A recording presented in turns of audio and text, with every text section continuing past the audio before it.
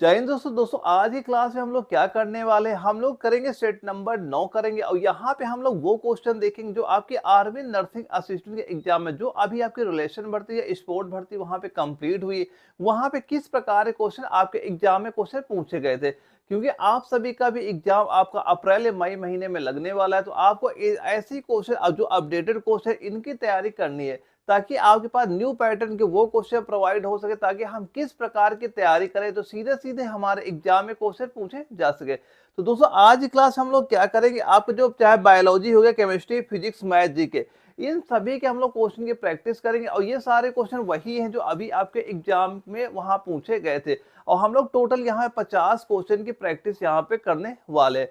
तो दोस्तों जो मैं आपको आज ये सेट कराने वाला हूं, जो भाई इस सेट में ये मान चलना है कि आप कम से कम 35 क्वेश्चन तक सॉल्व कर लेता, उसकी तैयारी बहुत सही वहां पे चल रही है। लेकिन आप सभी को अपना जो टारगेट है ये मान के चलना है कि कम से कम आपको यानी 38 से लेकर 40 तक क्वेश्चन आपको सॉल्व करने हैं, तभी आपका फाइनल सिलेक्शन आप वहां पे ले पाएंगे। तो दोस्तों आइए स्टार्ट करते हैं हम लोग आज की पहली क्लास में। और यहाँ पे देखते हैं जो हमारा पहला क्वेश्चन आपका आता है, यहाँ पे हम लोग क्या देखेंगे, जो बायोलॉजिक हो गया, यानी जो हमारा पेपर वहां पे होता है, जैसे आपका पेपर होता है सेम टू सेम सारे क्वेश्चन आपके सामने वैसे ही आते रहेंगे। 15 क्वेश्चन बायोलॉजी, फिर केमिस्ट्री, फिर आएगा आपका, फिर फिजिक्स आएगा, फिर आपका जीके आएगा, लास्ट में हमारा मैथ आ जाएगा। सारे क्वेश्चन हम लोग सेम टू सेम वैसे ही वहां पे डिस्कस करते चलेंगे और आप इन सभी के आंसर वहां पे देते चलिएगा, ठीक है। तो दोस्तों जो हमारा पहला क्वेश्चन आता है, इसमें क्या पूछा जा रहा है कि किस प्रक्रिया के दौरान आपके जो पौधे कार्बन डाइऑक्साइड को अवशोषित करते हैं। और ये आपका जयपुर जड़ारो में आर्मी नर्सिंग असिस्टेंट के एग्जाम में ये क्वेश्चन आपका वहां पूछा गया था और जिसके 4 ऑप्शन यहाँ पे आपके दिए गए थे। तो सभी बच्चे इसका राइट आंसर बताइए कि राइट आंसर इसका क्या हो जाएगा। वैसे सभी के आंसर बच्चों के आने स्टार्ट, और महेंद्र का ए आ रहा है, राहुल का सी आ रहा है, ज्यादातर बच्चे यहाँ पे आंसर दे रहे हैं बी दे। भाई देखो यहाँ पे बी आंसर इसका नहीं होगा, इसका राइट आंसर आपका क्या होगा, फोटोसिंथेसिस। क्या हो जाएगा, फोटोसिंथेसिस। यानी ऑप्शन नंबर जो यहाँ पे ए आपका दिया गया है, ये ऑप्शन ए आपका फोटोसिंथेसिस हमारा बिल्कुल राइट आंसर आपका यहाँ पे हो जाएगा। तो दोस्तों यहाँ पे ये सारे क्वेश्चन आप नोट भी करते चलेंगे साथ साथ में, और ताकि और ये जरूर काउंट करना कि आपके बायोलॉजी में कितने सही हो रहे हैं, केमिस्ट्री में कितने सही हो रहे हैं। जैसे कि मैंने आपको बताया, लास्ट में आप ये जरूर काउंट कर लेना। अगर यहाँ पे आप इन सेट में आप 35 क्वेश्चन तक यहाँ पे सॉल्व कर पा रहे हैं, तो आपकी तैयारी बहुत सही यहाँ पे चल रही है। और दोस्तों जो आपकी ये फोटोसिंथेसिस जो क्रिया होती है ना, ये कब होती है, ये आपके सूर्य की प्रकाश की उपस्थिति में होती है। कब होती है, सूर्य के प्रकाश की उपस्थिति में आपकी ये फोटोसिंथेसिस क्रिया आपकी होती है। यानी फोटोसिंथेसिस दौरान क्या होता है, जो आपका कार्बन डाइऑक्साइड आपका होता है, ये पानी का उपयोग करके ग्लूकोज और ऑक्सीजन का निर्माण करता है। और यह प्रक्रिया आपका क्लोरोफिल और सूर्य के प्रकाश की उपस्थिति में आपकी होती है। तो इसका राइट आंसर क्या हो जाएगा, आपका फोटोसिंथेसिस। ऑप्शन नंबर ए हमारा बिल्कुल राइट आंसर आपका हो जाएगा। तो इनके सभी के आंसर जरूर सारे बच्चे यहाँ पे देते चलेंगे। और दोस्तों यह वीडियो अगर आपको जरा भी इंफॉर्मेटिव लगे तो वीडियो को लाइक करना ना भूले, ताकि आपके एग्जाम तक मैं वो सारे आपको टॉपिक वाइज भी क्वेश्चन यहाँ प्रोवाइड कराऊंगा। सारे टॉपिक वाइज आपके जो इंपॉर्टेंट क्वेश्चन वो भी प्रोवाइड कराऊंगा, और जो आपके एग्जाम में क्वेश्चन पूछेंगे सारे आपके एग्जाम तक क्वेश्चन वहां मिल जाएंगे। तो यह वीडियो अगर आपको जरा भी इंफॉर्मेटिव लग रही है, वीडियो को लाइक करना ना भूलिएगा। तो इसके बाद हम लोग देखते हैं जो हमारा अगला क्वेश्चन आता है, इसमें क्या पूछा गया है, मानव शरीर में सबसे बड़ी ग्रंथि कौन सी है। तो दोस्तों जो आपका एग्जाम वहां पे होता है, वहां पे आपके ये मान चलना है, कुछ क्वेश्चन आपके हार्ड भी आएंगे, कुछ आपके नॉर्मल भी आएंगे, कुछ आपके मॉडरेट भी वहां पे आते हैं। लेकिन आपको ये टारगेट बना के चलना कि कैसे भी करके हमें अपना 40 क्वेश्चन तक वहां पे सही करने हैं, तभी हमारा फाइनल सिलेक्शन अपना वहां पे हो पाएगा। तो इसमें पूछा जा रहा है, मानव शरीर में सबसे बड़ी ग्रंथि आपकी कौन सी है, जिसके 4 ऑप्शन क्या है, अग्न्याशय है, दूसरा है यकृत, तीसरा है थायराइड, और चौथा है क्या, हमारा अधिवृक्क ग्रंथ यहाँ पे दिया जा रहा है। तो इसका राइट आंसर क्या बताएंगे, पंकज का बी आ रहा है, राहुल का सी आ रहा है, महेंद्र का डी आ रहा है। चलिए इसका आंसर देखिए क्या हो जाएगा। तो मानव शरीर में सबसे बड़ी ग्रंथि अगर हमसे पूछा जाएगा तो हम लोग क्या बताते हैं, यकृत। ऑप्शन नंबर बी आपका बिल्कुल राइट आंसर यहाँ पे हो जाता है। और दोस्तों यहाँ पे एक पॉइंट ये भी याद रखना कि जो आपका यकृत होता है, यहाँ पे क्या नोट करें, एक पॉइंट ये नोट करना, यह पित्त, यहाँ पे क्या नोट करेंगे, यह पित्त का निर्माण भी करता है। यह क्या करेगा, पित्त का आपका निर्माण करता है। एक पॉइंट ये याद करना, और एक पॉइंट ये आपको पता होना चाहिए, जो आपका वसा के पाचन में जो वसा के पाचन में क्या करता है, ये आपका मदद यहाँ पे करता है। क्या करता है? मदद आपको ये करता है। ये 2 पॉइंट भी आपके क्लियर होने चाहिए। तो मानव शरीर की सबसे बड़ी ग्रंथ तो हमारी यकृत हो जाएगी और यह पित्त का निर्माण करता है, जो कि वसा के पाचन में आपका ये मदद करता है। तो ये पॉइंट आप जरा ध्यान से यहाँ पे सारे जो मैं नोट करा रहा हूँ, सारे पॉइंट यहाँ पे नोट करते हुए चलेंगे। और इसके बाद जो हमारा अगला क्वेश्चन आता है, इसमें पूछा जा रहा है किस ऊतक में कोशिका विभाजन की क्षमता होती है। तो इसका सारे बच्चे आंसर देंगे कि कौन सी ऊतक ऐसी है जिसमें कोशिका विभाजन की क्षमता आपकी होती है। 4 ऑप्शन क्या है? पहला हमारा स्थायी ऊतक, दूसरा है मृतिक, तीसरा है जाइलम, चौथा है फ्लोएम। और ये हमारा जबलपुर जडारो में आपके एग्जाम में क्वेश्चन आपका पूछा भी गया था। तो इसका राइट आंसर बताएंगे सारे बच्चे, क्या हो जाएगा। चलिए इसका आंसर देखिए कि दोस्तों यहाँ पे काउंट जरूर करते चलना कि आपका स्कोर कितना पहुंच रहा है अभी। तो इसका राइट आंसर आपका कितना हो जाएगा, वो आपका हो जाएगा जो यहाँ पे दिया गया मृदुतिक। क्या दिया गया? मृतिक जो टिश्यू दिया गया है, ऑप्शन नंबर बी आपका बिल्कुल राइट आंसर आपका हो जाएगा। यानी जो आपका मृतिक ऊतक पौधों के वे ऊतक होते हैं जिनकी कोशिकाएं लगातार आपकी विभाजित होती रहती हैं, और ये ऊतक मुख्य रूप से पौधों के विकास की में भूमिका निभाते हैं। यानी जो आपके ये मृदुतिक आपके टिश्यू होते हैं, तो जो पौधे होते हैं उनके विकास में ये बहुत बड़ी भूमिका आपकी वहां पे निभाते हैं। तो इसका राइट आंसर क्या हो जाएगा, वो आपका मृदुतिक हो जाएगा। ऑप्शन बी आपका राइट आंसर यहाँ पे हो जाएगा। अभी तक वैसे सारे बच्चों के यहाँ पे राइट ही आंसर आ रहा है। चलिए देखते हैं लास्ट तक किन बच्चों का कितना स्कोर वहां पे पहुंचता है। अगला क्वेश्चन है कि जीन का निर्माण मुख्यतः किससे होता है? प्रोटीन या डीएनए या आरएनए या कार्बोहाइड्रेट? बताइए जीन का निर्माण मुख्यतः किससे होता है। तो और ये हमारा कोलकाता जेडारो में ये क्वेश्चन पूछा। यहाँ भी दोस्तों हम वो सारे क्वेश्चन कर रहे हैं जो आपके रिलेशन भर्ती और जो आपके स्पोर्ट की वैकेंसी अभी कंप्लीट हुई आरबी नर्सिंग की। तो जो क्वेश्चन वहां पूछेंगे वो सारे क्वेश्चन हम लोग यहाँ पे डिस्कस कर रहे हैं, ताकि आपको अपडेटेड क्वेश्चन वो प्रोवाइड हो सके जो आपके एग्जाम में, जो आपका एग्जाम लगने वाला है अप्रैल महीने में, तो वहां पे आपको ये सारे क्वेश्चन वहां पे देखने मिल जाएंगे। क्योंकि सबसे ज्यादा आपका रिपीटेड क्वेश्चन भी आपके एग्जाम में बहुत बार वहां पूछा जाता है। तो इसका राइट आंसर क्या हो जाएगा? जीन का निर्माण मुख्यतः किसमें होता है? राइट आंसर हम लोग क्या बता देंगे, वो आपका डीएनए में होता है। कहां पे होता है? डीएनए में होता है। ऑप्शन नंबर बी आपका बिल्कुल राइट आंसर आपका हो जाता है। दोस्तों जो आपके जीन होते हैं डीएनए के एक खंड होते हैं जो आपकी आनुवांशिक जानकारी को संग्रहित और संचारित करते हैं, और ये प्रोटीन संश्लेषण के लिए कोडित भी आपके ये करते हैं। जीन का निर्माण मुख्यतः किसमें होता है? हम लोग राइट आंसर क्या बता देंगे, आपका डीएनए।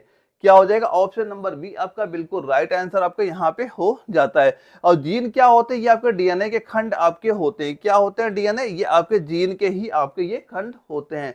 तो राइट आंसर क्या हो गया हमारा? ऑप्शन नंबर बी आपका बिल्कुल राइट आंसर यहाँ पे हो जाएगा। और दोस्तों एक बात मैं और आपको बताना चाहूंगा कि जो भाई, पहली बात तो ये, जिन भाइयों ने पहले 1-2 बार अपना आर्मी नर्सिंग का एग्जाम वहां पे दे आए थे, लेकिन वो अपना एग्जाम वहां पे क्वालिफाई नहीं कर पाए थे क्योंकि उन्हें अगर ये नहीं पता कि आखिर क्वेश्चन कहां से पूछे जा रहे हैं, तो दोस्तों मैंने क्या किया है ना कि आपके जितने भी कंप्लीट नोट्स मैंने सारे आपके हैंड राइटिंग में भी मैं आपको प्रोवाइड करा रहा हूँ। चाहे आपका बायोलॉजी हो, चाहे फिजिक्स हो, चाहे केमिस्ट्री हो, चाहे मैथ हो, चाहे जीके हो, यार इनकी कंप्लीट आपकी हैंड राइटिंग नोट्स आपको मिल जाएंगे। आप घर बैठे उन्हें वहां पे तैयार कर सकते हैं, क्योंकि आपने 1-2 बार मान लो पढ़ाई कर चुकी, तो आपको केवल वो चीजें अगर आपको घर पे भी प्रोवाइड हो जाएंगी ना, आप अपने मोबाइल फोन से यानी सारा चीज वहां पे रट सकते हैं, पढ़ सकते हैं, और जब आप एग्जाम देने जाएंगे तो आप एग्जाम में सेम टू सेम ऐसे ही क्वेश्चन वहां प्रोवाइड होंगे, क्योंकि वहां पे आपके प्रीवियस ईयर क्वेश्चन भी साथ साथ मैंने आपको प्रोवाइड करा दिए हैं। तो दोस्तों जो आपको ये स्क्रीन में व्हाट्सअप नंबर शो कर रहा है, इस व्हाट्सएप नंबर आप मुझे नोट्स लिख के मैसेज कर देना। मैं अभी इसके कंप्लीट आपके न्यू पैटर्न सारे नोट्स आपको प्रोवाइड करा दूंगा, तो आप घर बैठे वहां पे तैयारी कर सकते हैं। और दोस्तों एक बात और मैं कह दूं कि जो भाई पहली बार आर्मी नर्सिंग का एग्जाम की तैयारी कर रहा है, कि जिसने अभी तक कोई पेपर वहां पे नहीं दिया, तो उसके लिए सबसे बेस्ट होगा बैच होगा, जहां पे आपके सारे वीडियो लेक्चर की सारी क्लासेस वहां पे स्टार्ट है। वहां प्रॉपर आपको गाइड भी किया जाता है और ये भी बताया जाता है कि आपको क्या चीजें पढ़नी है वहां पे जो आपकी इंपॉर्टेंट है आपके एग्जाम के लिए।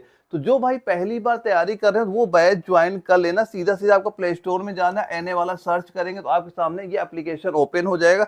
इसी में आपको ये कंप्लीट बैच आपको देखने को मिलेगा, उसे ज्वाइन ना करना ना भूलेगा। और जो भाई पहली बार मान लो तैयारी नहीं कर रहे, पहले एग्जाम दे चुके, उनके लिए बेस्ट आपको ये नोट्स वहां पे रहने वाले हैं।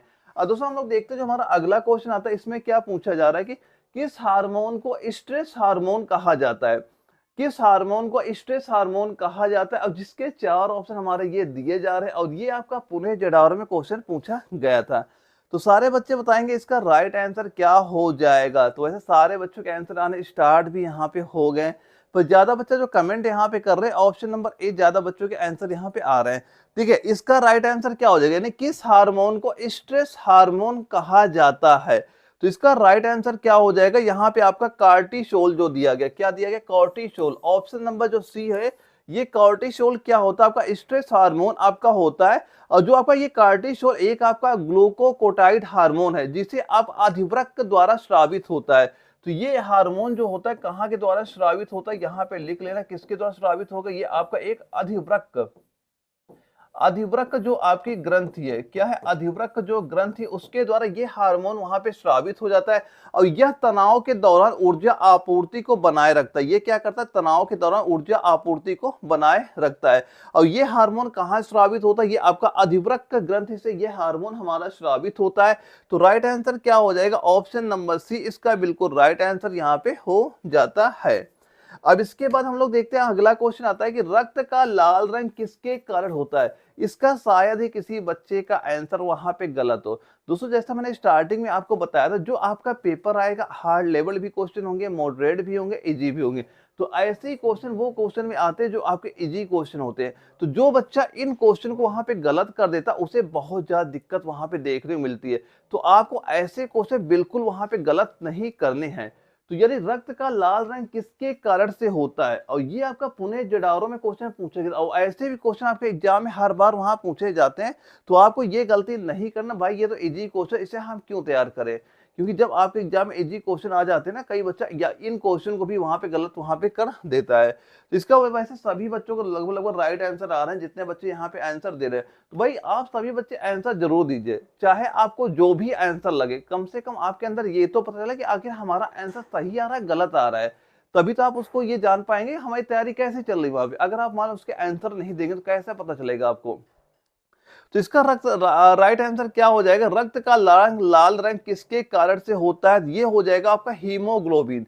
किसके कारण होता है, आपका हीमोग्लोबिन के कारण आपका हो जाता है। और हीमोग्लोबिन जो होता है ना, लाल रक्त कोशिकाओं में पाया जाने वाला एक प्रोटीन है। ये हीमोग्लोबिन क्या होता है, जो आपकी लाल रक्त कणिकाएं होती है, क्या होती है, जो आपकी लाल रक्त कोशिकाएं आपकी होती हैं, या जो आपके रक्त कोशिकाओं में पाया जाने वाला प्रोटीन होता है, जिसमें क्या होता है, आयरन आपका होता है। और जब यह ऑक्सीजन के साथ जुड़ता है तो ये रक्त का लाल रंग मिला देता है। यानी जब यह ऑक्सीजन के साथ जुड़ता है तो रक्त को लाल रंग इसमें मिलता है। तो इसका राइट आंसर क्या हो जाएगा, हीमोग्लोबिन हमारा बिल्कुल राइट आंसर आपका हो जाता है।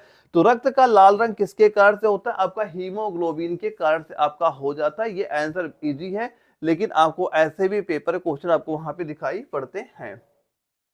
अगला क्वेश्चन है, किस प्रकार के आरएनए को मैसेंजर आरएनए कहा जाता है। किस प्रकार के आरएनए को मैसेंजर आरएनए कहा जाता है, शिलोंग जडावरों का पूछा हुआ क्वेश्चन है। तो सारे बच्चे इनके आंसर देंगे, क्या इसका राइट आंसर आपका हो जाएगा। तो वैसे ज्यादा बच्चे जो आंसर सभी के आ रहे हैं, यहाँ पे ऑप्शन नंबर सी आ रहा है, राहुल का डी आ रहा है, मुकेश का सी आ रहा है और अरविंद का डी आ रहा है। चलिए इसका राइट आंसर देखते हैं आपका क्या हो जाएगा।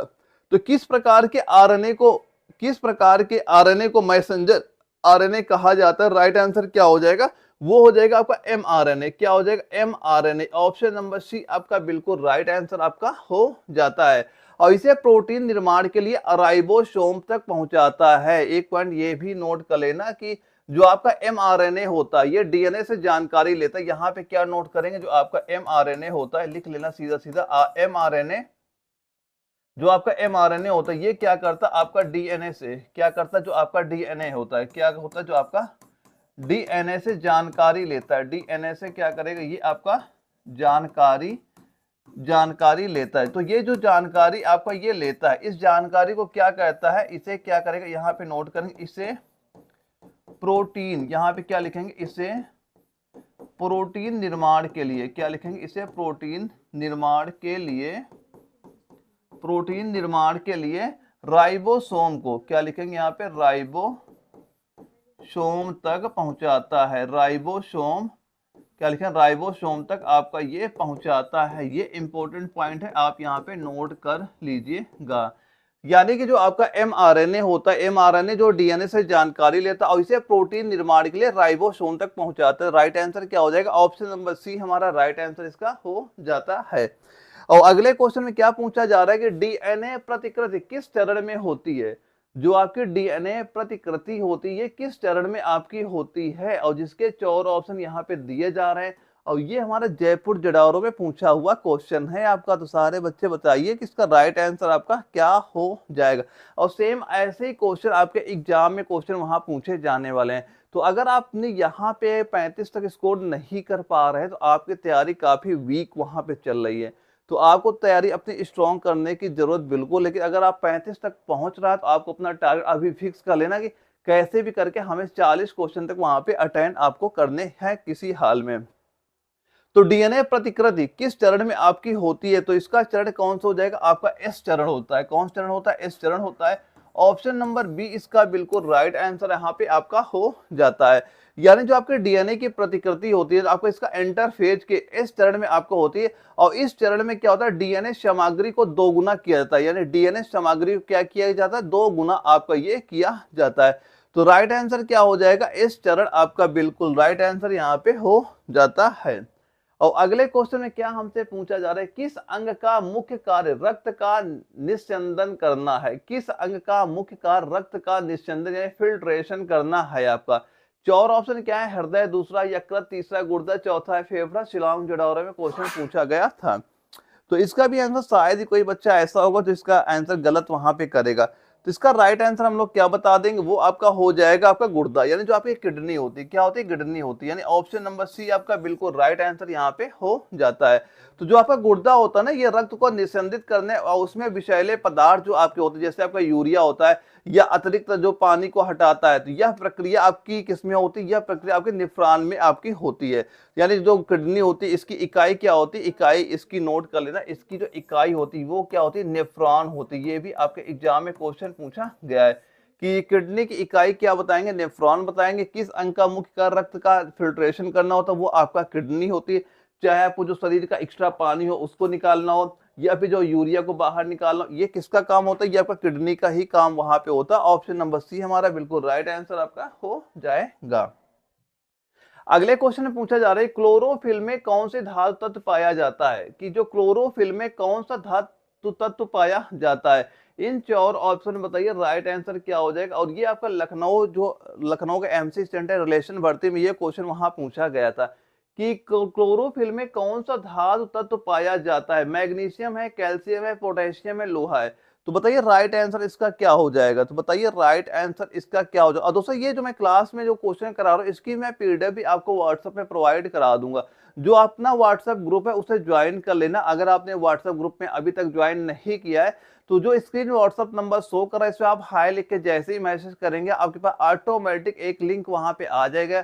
तो उस व्हाट्सएप ग्रुप को ज्वाइन कर लेना जहां मैं इसकी क्लास की पीडीएफ भी आपको वहां प्रोवाइड करा दूंगा। तो इसका राइट आंसर क्या हो जाएगा? राइट आंसर नोट करेंगे क्या? मैग्नीशियम। यानी क्लोरोफिल में कौन सा धातु तत्व पाया जाता है? तो वो क्या हो जाएगा? आपका मैग्नीशियम हो जाएगा। ऑप्शन नंबर ए आपका बिल्कुल राइट आंसर यहाँ पे हो जाता है।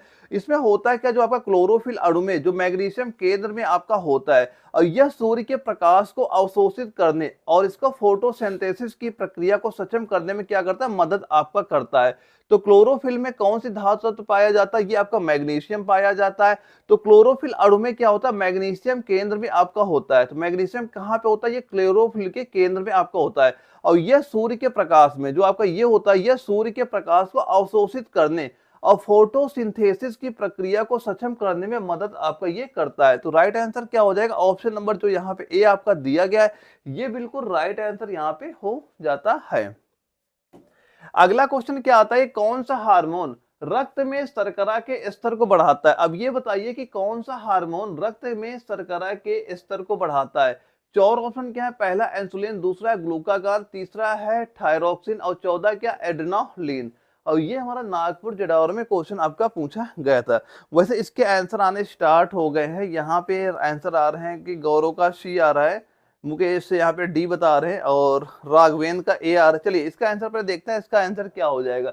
तो यहाँ पे जिन बच्चों के आंसर निकल के आ रहे हैं ग्लूकागान, क्या निकल के आ रहा है? ग्लूकागान, यानी ऑप्शन नंबर बी, जिनके आंसर क्या आ रहे हैं ग्लूकागान, ऑप्शन नंबर बी उनका बिल्कुल राइट आंसर यहाँ पे हो जाता है। यानी कौन सा हार्मोन रक्त में शर्करा यानी ग्लूकोज के स्तर को बढ़ाता है, तो वो क्या हो जाएगा आपका? ग्लूकागान यहाँ पे हो जाता है। और ग्लूकागान जो होता है ना अग्न्याशय द्वारा स्रावित होता है, जो आपकी पैनक्रियाज होती है, पैनक्रियाज से आपका ग्लूकागान स्रावित होता है और यह यकृत को ग्लाइकोजन को ग्लूकोज में तोड़ने के लिए उत्तेजित करता है और यह रक्त में ग्लूकोज का स्तर जो होता है क्या करता है? बढ़ा देता है। यानी जो ग्लूकागान होता है ये आपका रक्त में ग्लूकोज का स्तर क्या कर देगा? ये इसका स्तर बढ़ा देता है। तो कौन सा हार्मोन रक्त में शर्करा का स्तर बढ़ाएगा? वो आपका ग्लूकागान हो जाएगा। और ग्लूकागान कहाँ से स्रावित होता है? कहाँ से ये स्रावित होता है? कहाँ से बता देंगे? ये आपका जो अग्न्याशय से, कहाँ से स्रावित होता है? ये आपका अग्न्याशय से स्रावित होता है। ये पॉइंट भी याद कर लेना। यानी जो आपकी पैनक्रियाज होती है वहीं से ग्लूकागान आपका स्रावित होता है और यह यकृत को ग्लाइकोजन को ग्लूकोज में तोड़ने के लिए आपका उत्तेजित करता है और यह रक्त में ग्लूकोज का जो स्तर होता है उसको क्या कर देगा? बढ़ा देगा। और इसके बाद हमारा अगला क्वेश्चन आता है, जीव विज्ञान में डार्विन का सिद्धांत किस पर आधारित है? या जीव विज्ञान में आपका जो डार्विन का सिद्धांत है ये किस पे आधारित है? पहला है प्राकृतिक चयन, दूसरा है हमारा उत्परिवर्तन, तीसरा है वंशानुक्रम और चौथा क्या है? सहजीवन। और ये भी हमारा कोलकाता जेडारो में क्वेश्चन आपका ये पूछा गया था आपके आरबी नर्सिंग के एग्जाम में। तो बताइए इसका राइट आंसर यहाँ पे आपका क्या हो जाएगा? तो राइट आंसर इसका क्या हो जाएगा? इसमें जिन बच्चों के आंसर यहाँ पे निकल के आ रहे हैं प्राकृतिक चयन, क्या निकल के आ रहा है? प्राकृतिक चयन। ऑप्शन नंबर ए आपका बिल्कुल राइट आंसर आपका यहाँ पे हो जाता है। और जिसमें कहा गया है कि केवल सबसे अनुकूलित जीव ही आपके जीवित रहते हैं और अपनी पीढ़ियों में लक्षणों को स्थानांतरित करते हैं। और ये क्या होता है आपका? प्राकृतिक चयन। यानी कि जो आपका डार्विन का सिद्धांत किस पे आधारित हो जाएगा? ये प्राकृतिक चयन पे हो जाएगा। और जिसमें क्या कहा गया है? केवल सबसे अनुकूलित जो जीव हैं वही आपके जीवित रहेंगे और जो इनके पीढ़ियों के लक्षण है वो एक पीढ़ी से दूसरी पीढ़ी में उसके लक्षण वहां पे ट्रांसफर वहां पे कर पाएंगे। तो राइट आंसर क्या हो जाएगा? ऑप्शन नंबर ए यानी प्राकृतिक चयन हमारा बिल्कुल राइट आंसर यहाँ पे हो जाता है। अगला क्वेश्चन आता है कि पौधों में आपका जो स्टोमाटा का क्या कार्य है? पौधों में स्टोमाटा का क्या कार्य है आपका? चार ऑप्शन क्या है? पहला है जल का अवशोषण, दूसरा प्रकाश संश्लेषण, तीसरा गैस विनिमयन और ट्रांसपीरेशन और चौथा क्या? भोजन का भंडारण। भोजन का भंडारण। वैसे बताइए इसका राइट आंसर कितना हो जाएगा? तो इसका राइट आंसर क्या नोट कर लेंगे? राइट आंसर यहाँ पे जिन बच्चों के आ रहा है कि गैस विनिमय और ट्रांसपरेशन, ऑप्शन नंबर सी जिन बच्चों का आ रहा है वो बिल्कुल राइट आंसर यहाँ पे आपका हो जाता है। और दोस्तों यहाँ पे होता है क्या ना, जो आपके स्टोमोटा होता है, ये स्टोमोटा होता क्या है? ये आपके छोटे छिद्र होते हैं। स्टोमोटा क्या होते हैं? आपने देखा होगा जैसे जो आपकी पत्तियां होती हैं, जैसे ये मान चलो कि कोई आपकी पत्तियां होगी, कोई आपकी पत्ती होगी, पत्ती में आप देखे होंगे जो छोटे छोटे यहाँ पे छिद्र आपको दिखाई दे, आप काफी ध्यान से वहां पे देखेंगे तो काफी छोटे छोटे वहां पे छिद्र हमें वहां पे दिखाई पड़ते हैं। वो क्या होते हैं? आपका स्टोमाटा होते हैं। और ये जो पत्तियों की सतह पर आपके ये पाए जाते हैं और ये कार्बन डाइऑक्साइड को अवशोषित करते हैं। ये छेद क्या करते हैं? आपकी जो कार्बन डाइऑक्साइड होती है CO2 की उनको अवशोषित करते हैं और ऑक्सीजन को बाहर निकालते हैं और जल वाष्पोत्सर्जन के लिए भी ये आपके जिम्मेदार होते हैं। और यहाँ आपने ये भी देखा होगा कि इसमें क्या होता है, कभी कभी पानी की बूंदें यहाँ पे टपका करती है और इन्हीं छेदों से वो भी निकलती है। इन छेदों से क्या होता है? ऑक्सीजन भी आपकी इन्हीं छेदों के द्वारा निकलती है। तो ये सारे पॉइंट नोट करना कि स्टोमोटा का कार्य क्या होता है। ये गैस विनिमय और ट्रांसपरेशन का यहाँ पे ये कार्य आपका होता है। और इसमें क्या होता है? कार्बन डाइऑक्साइड को ये अवशोषित करती है और ऑक्सीजन को बाहर निकालने का काम ये आपका स्टोमोटा यानी जो पत्तियों में आपके छेद होते हैं वही ये कार्य आपका वहां पे करते हैं। तो ये पॉइंट आपको यहाँ पता होना चाहिए। और दोस्तों यहाँ से हमारा अगला क्वेश्चन आता है, इसमें पूछा जा रहा है कि DNA की दोहरी कुंडलित संरचना की खोज किसने की थी? इंपॉर्टेंट ये भी आपका क्वेश्चन काफी आपका ये हो जाता है कि DNA की दोहरी कुंडलित संरचना की खोज किसने की थी? पहला है ग्रेगर जॉन मंडल ने, दूसरा वाटसन और क्रिक ने, तीसरा अलेक्जेंडर फ्लेमिंग ने और चौथा क्या? रॉबर्ट हुक ने। और ये हमारा शिलोंग जडावर में ये क्वेश्चन आपका पूछा गया था। तो बताएंगे सारे बच्चे इसका राइट आंसर आपको यहाँ पे कितना हो जाएगा? तो वैसे काफी बच्चे यहाँ पे ऑप्शन बी बता रहे हैं, जैसे यहाँ पे राघवेंद्र का सी आ रहा है और राघवेंद्र से हो गया, महेंद्र का डी हो गया और पंकज यहाँ का आंसर बी आर। चलिए इसका आंसर देखते हैं, इसका आंसर आपका कितना हो जाता है। तो DNA की दोहरी कुंडलित संरचना की खोज किसने की थी? खोज किसने की है? इसका राइट आंसर जिन बच्चों के आए थे ऑप्शन बी, यानी वाटसन और क्रिक। ऑप्शन बी आपका बिल्कुल राइट आंसर हो जाता है। और ये क्वेश्चन कई बार आपके एग्जाम में रिपीट भी हुआ है, कई बार क्वेश्चन आपको ये दिखेगा। जब मैं आपको प्रीवियस ईयर क्वेश्चन सॉल्व कराऊंगा ना, कई एग्जामों में ये क्वेश्चन आपका पूछा भी गया है। और ये कब किया था, अगर सन पूछ लेता हम बताएंगे 1953। कब किया गया था, 1953 में किया गया। तो 1953 में जो आपके जो जेम्स वाटसन और फ्रांसिस जो क्रिक ने क्या किया, इन्होंने डीएनए की दोहरी कुंडली संरचना की खोज की थी। और इन्होंने बताया कि जो डीएनए में 4 बेस होते हैं। इन्होंने क्या बताया, जो आपके डीएनए होते हैं, डीएनए में कितने बेस होते हैं, 4 बेस होते हैं। डीएनए में आपके बेस कितने होते हैं, 4 बेस होते हैं, इन्होंने ही बताया था। और वो कौन से बेस थे, एक आपका जो ए हो जाएगा, टी हो जाएगा, और जी होता है, ये सी। इन 4 बेस के बारे में बताया, जिनमें क्या एक निश्चित पैटर्न आपका होता है। ये जो 4 बेस आपके होते हैं, इनमें क्या होता है, आपका एक निश्चित पैटर्न आपका यहाँ पे होता है। तो इसके बारे में किसने बताया, ये वाटसन और क्रिक ने बताया। ऑप्शन नंबर बी हमारा बिल्कुल राइट आंसर यहाँ पे आपका हो जाता है। और दोस्तों यहाँ पे हमारे आ जाते हैं, हम लोग देखते हैं अगला क्वेश्चन आता है। इसमें पूछा गया किस प्रकार के ऊतक शरीर के जोड़ों की सुरक्षा करते हैं। अब ये बताइए किस प्रकार के ऊतक है जो शरीर के जो जोड़ होते हैं, जैसे जो हम लोग के जो जोड़ होते हैं, इनकी सुरक्षा करते हैं। और इसके 4 ऑप्शन क्या है, पहला है पेशी ऊतक, दूसरा हड्डी ऊतक, तीसरा उपास, और चौथा क्या, संयोजी ऊतक। और ये हमारे जबलपुर जडावर में क्वेश्चन आपका पूछा भी गया था। तो बताइए इसका राइट आंसर क्या हो जाएगा। वैसे अभी तक जो बच्चों के आंसर आ रहे हैं, काफी बच्चों के राइट ही आंसर यहाँ पे आ रहे हैं। और दोस्तों यह वीडियो अगर आपको जरा भी इन्फॉर्मेटिव लग रही हो ना, वीडियो को लाइक करना ना भूलिएगा, ताकि आगे चल के आपको इस तरह के और भी क्लासें प्रोवाइड करा सके। मैं आपको यकीन दिलाता हूँ, जैसे इसका नोटिफिकेशन आता है, मैं आपको वो सारे क्वेश्चन प्रोवाइड कराऊंगा जो आपके एग्जाम में सीधे सीधे वहां पे पूछे जाएंगे। तो फिलहाल जो चीजें आपको जैसी बताई जा रही वैसे आप नोट करते चलना, और ये सारे क्वेश्चन आपके पास जरूर वहां पे होने चाहिए। और इसके मैंने पीडीएफ भी आपको प्रोवाइड कराऊंगा, मैंने बता भी दिया कि जो स्क्रीन व्हाट्सएप नंबर शो करा, इसमें मुझे हाई लिख के मैसेज करना, ऑटोमेटिक व्हाट्सएप ग्रुप का लिंक आपके पास वहां पे आ जाएगा, उसे आप ज्वाइन कर लीजिएगा। तो इसका राइट आंसर क्या हो जाएगा, वो आपका उपास्थ्य होगा। क्या होगा, उपास्थ्य होगा। ऑप्शन नंबर जो सी यहाँ पे दिया गया है, ये हमारा बिल्कुल राइट आंसर आपका हो जाता है। और दोस्तों जो ये आपका उपास्थ्य होता है ना, ये क्या होता है, एक आपका लचीला ऊतक होता है। ये क्या होता है, आपका एक लचीला ऊतक। ये क्या होता है, आपका लचीला ऊतक होता है। क्या होता है, लचीला आपका ऊतक होता है, जो जोड़ों को कुसंनिक प्रदान करता है और उन्हें घर्षण से बचाता है। और जिसे उन्हें क्या करता है, ये घर्षण से आपका बचाता है। यह आपका जो कान, नाक और गले में भी पाया जाता है। और ये कहाँ पे पाया जाता है, ये आपका और कहाँ पे पाया जाता है, जैसे कि आपका जो कान हो गया, कहाँ हो गया, कान हो गया, और आपका जो नाक हो गया, कान हो गया, नाक हो गया, और जो गला हो गया, क्या, गले में भी ये ऊतक आपका वहां पाया जाता है। तो किस प्रकार के ऊतक शरीर के जोड़ों के जो ज्वाइंट्स होते हैं उनकी सुरक्षा करते हैं, वो क्या होते हैं, आपकी उपास्थ्य होते हैं। उपास्थ्य क्या होती है, ये आपका एक लचीला ऊतक आपको होता है। क्या होता है, लचीला ऊतक आपका ये वहां पे हो जाता है। अब इसके बाद हमारा अगला क्वेश्चन आता है। इसमें हम दोस्तों अभी तक बताना कि आपका स्कोर कितना हुआ है, कि आपने अभी तक जितने हम लोगों ने क्वेश्चन यहाँ पे डिस्कस किए हैं, तो आपका स्कोर वहां पे कितना हुआ है।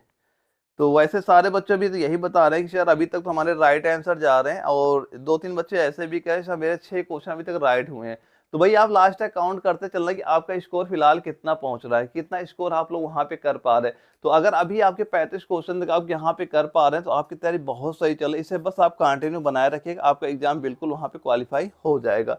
तो इस क्वेश्चन में क्या पूछा जा रहा है, परमाणु का मॉडल, प्लम पुंडलिक मॉडल किसने प्रदान किया, यानी प्लम पुंडलिक मॉडल किसने प्रस्तावित किया। 4 ऑप्शन क्या है, पहला नील्स बोर, दूसरा जे थॉमसन, तीसरा अर्नेस्ट रदरफोर्ड, और चौथा है क्या, जॉन डाल्टन। जयपुर जडावर में क्वेश्चन पूछा गया था, इसका राइट आंसर क्या हो जाएगा, जे थॉमसन। क्या हो जाएगा, जे थॉमसन। ऑप्शन नंबर जो आपका बी दिया जा रहा है, ये आपका बिल्कुल राइट आंसर आपका हो जाता है।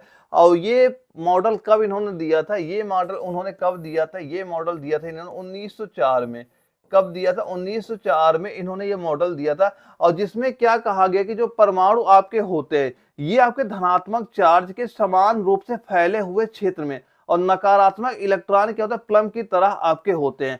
तो परमाणु मॉडल का जो आपका प्लम पुंडलिक मॉडल है, ये किसने दिया, जे थॉमसन ने दिया। कब दिया, 1904 में दिया। और इसमें क्या कहा गया, इसमें कहा गया कि जो परमाणु आपके धनात्मक चार्ज के समान रूप से फैले हुए क्षेत्र में होते हैं, और नकारात्मक इलेक्ट्रॉन प्लम की तरह आपके वहां पे होते हैं। इस मॉडल में आपको ये वहां पे बताया गया था। अगला हमारा क्या क्वेश्चन आता है, किस प्रकार के यौगिक में कार्बन यानी कि कार्बन कार्बन डबल बॉन्ड होता है। किस प्रकार के यौगिक में कार्बन कार्बन जो आपको दिया जा रहा है, कार्बन कार्बन डबल बॉन्ड आपका वहां पे होता है। तो चार ऑप्शन क्या है, पहला एल्केन, दूसरा एल्कीन, तीसरा अल्काइन और चौथा एरोमेटिक। और ये हमारा नागपुर जडावर में क्वेश्चन आपका पूछा भी गया था। इसका राइट आंसर हम लोग क्या बता देंगे, राइट आंसर इसका कितना हो जाएगा, वो हमारा होगा क्या, एल्कीन। कितना हो जाएगा आपका, एल्कीन। क्या हो जाएगा, एल्कीन हो जाएगा। ऑप्शन नंबर बी क्या हो जाएगा, ऑप्शन नंबर बी आपका एल्कीन बिल्कुल राइट आंसर यहाँ पे आपका हो जाता है।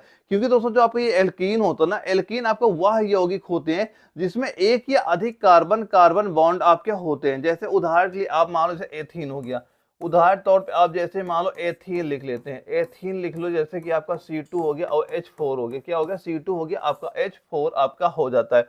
तो कार्बन कार्बन डबल बॉन्ड किसमें होते हैं, ये आपके एल्कीन में होते हैं। जैसे कि आपका एथीन हो गया या C2H4, इसे आपका यहाँ पे लिखा जाता है। तो राइट आंसर क्या हो जाएगा, ऑप्शन नंबर बी हमारा बिल्कुल राइट आंसर आपका हो जाता है।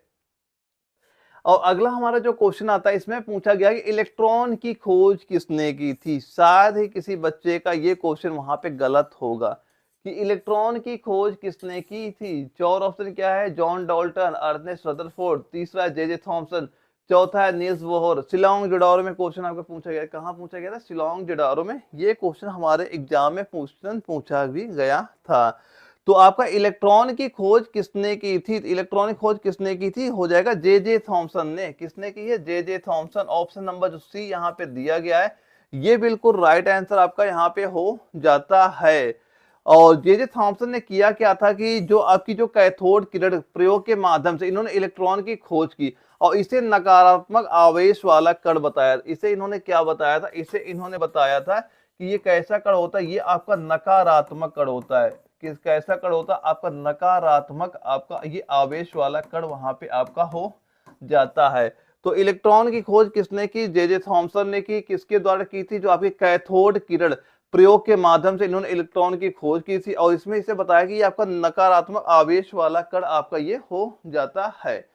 तो ये पॉइंट आप जरूर याद रखिएगा।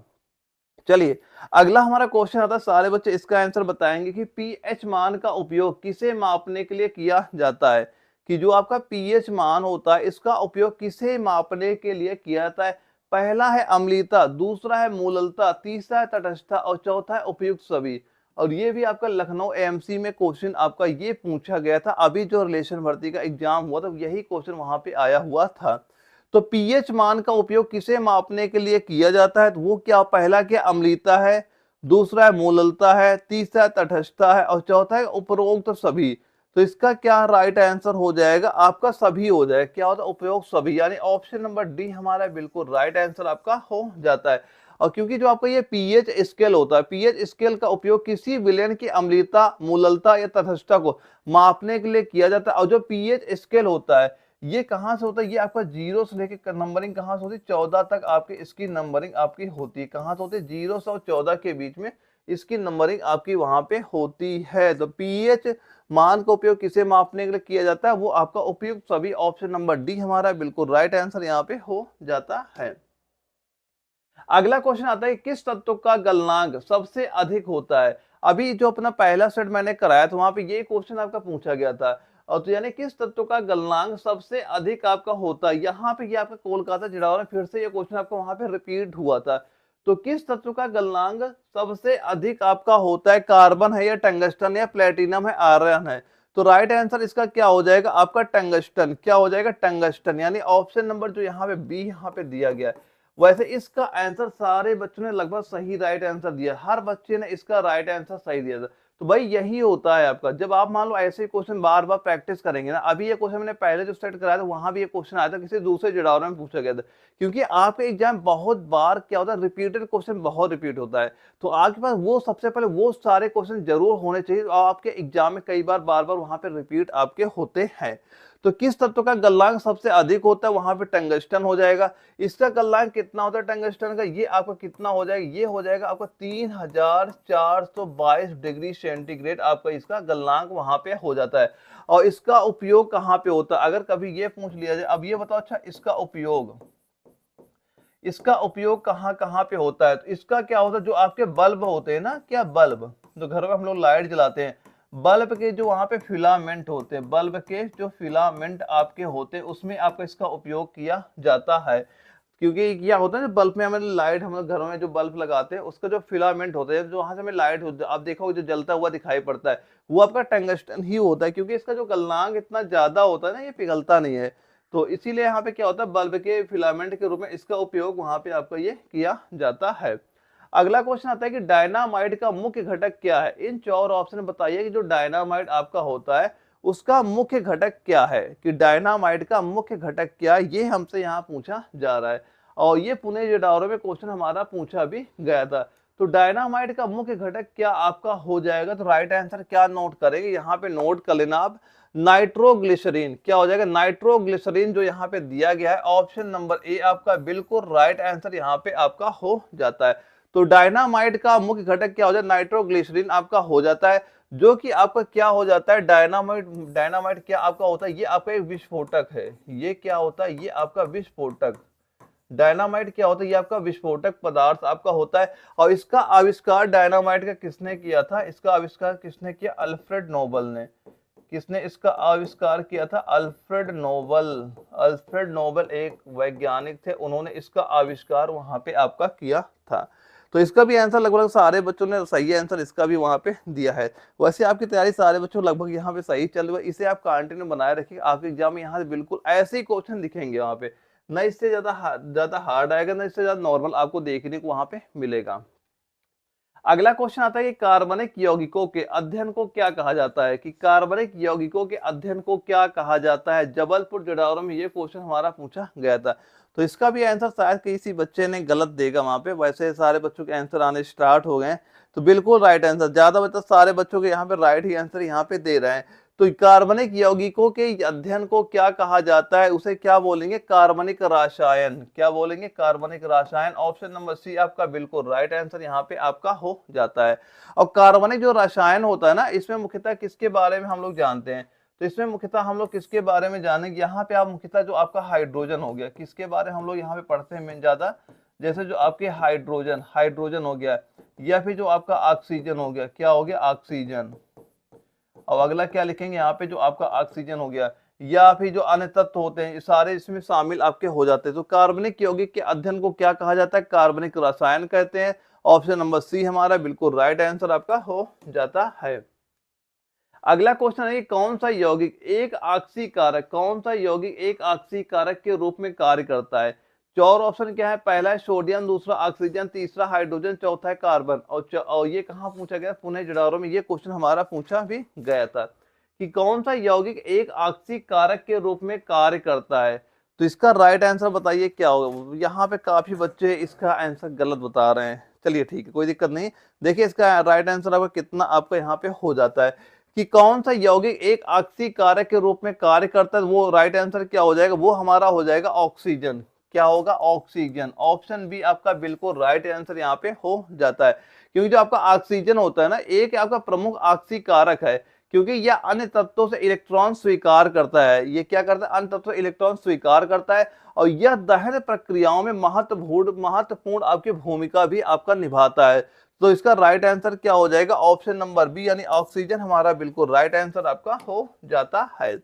अगला क्वेश्चन हमारा आता है, इसमें पूछा गया कि सोडियम और क्लोरीन के बीच किस प्रकार का बंध होता है। पुनः जेडारो में दोबारा क्वेश्चन आपका ये पूछा गया था कि सोडियम और क्लोरीन के बीच किस प्रकार का बंध आपका होता है।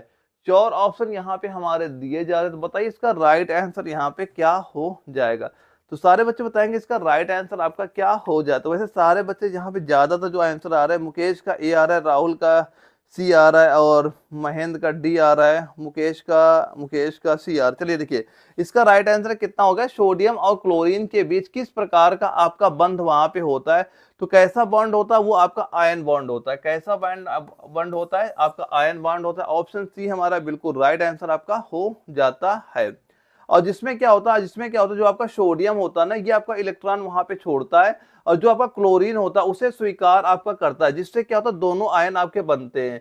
यानी जो आपका NaCl होता है, क्या जिसमें मान लो NaCl यहाँ पे हमने लिख दिया, तो यहाँ पे जो आपका सोडियम होता है, जो आपको यहाँ पे सोडियम दिया जा रहा है, ये क्या करता है, जो आपका इलेक्ट्रॉन होता है, क्या होता है, जो इलेक्ट्रॉन आपको होता है इसे छोड़ता है, और यहीं पे जो आपका क्लोरीन होता है, क्लोरीन क्या करता है, ये आपका इलेक्ट्रॉन को स्वीकार आपका करता है। तो राइट आंसर क्या होगा, कैसा बॉन्ड बनता है, आयन बॉन्ड आपका वहां पे बनता है।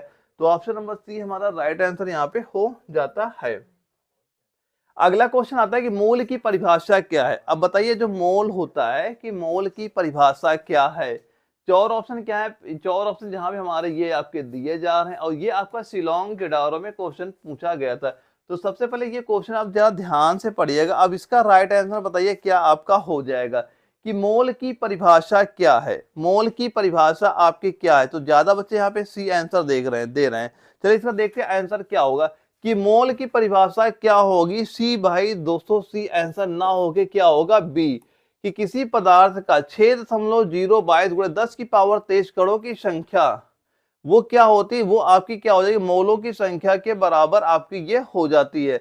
और इसे क्या बोलते हैं, इसे एक पॉइंट ये भी नोट कर लेना। और पहला तो ये जानो कि ऑप्शन बी हमारा बिल्कुल राइट आंसर आपका हो जाता है। और यहाँ पे एक पॉइंट ये भी नोट करना कि जो आपका अवोगाद्रो, क्या लिख लेना यहाँ पे, जो आपका अवोगाद्रो संख्या के रूप में, अवोगाद्रो संख्या के रूप में जाना जाता है, संख्या के रूप में आपका जाना जाता है, जाना जाता है। ये भी पॉइंट आप नोट कर लें। मोल की परिभाषा क्या हो जाएगी, किसी पदार्थ का 6.022 गुणे 10 की पावर 23 करोड़ की संख्या क्या कहलाएगी, मोल की संख्या कहलाएगी। और ये संख्या आपकी अवोगाद्रो संख्या के रूप में भी आपका ये वहां पे जाना जाता है। ये पॉइंट भी आपको पता होना चाहिए। अगला क्वेश्चन आता है कि रासायनिक अभिक्रिया में उत्पन्न होने वाली ऊर्जा की माप किसे कहा जाता है। रासायनिक अभिक्रिया में उत्पन्न होने वाली ऊर्जा की जो माप होती है किसे कहा जाता है। जयपुर जडारो में ये क्वेश्चन हमारा पूछा गया था, और जिसके 4 ऑप्शन हमारे यहाँ पे दिए जा रहे हैं। तो बताइए इसका राइट आंसर आपका यहाँ पे क्या हो जाएगा। रासायनिक अभिक्रिया में उत्पन्न होने वाली ऊर्जा की माप किसे कहा जाता है।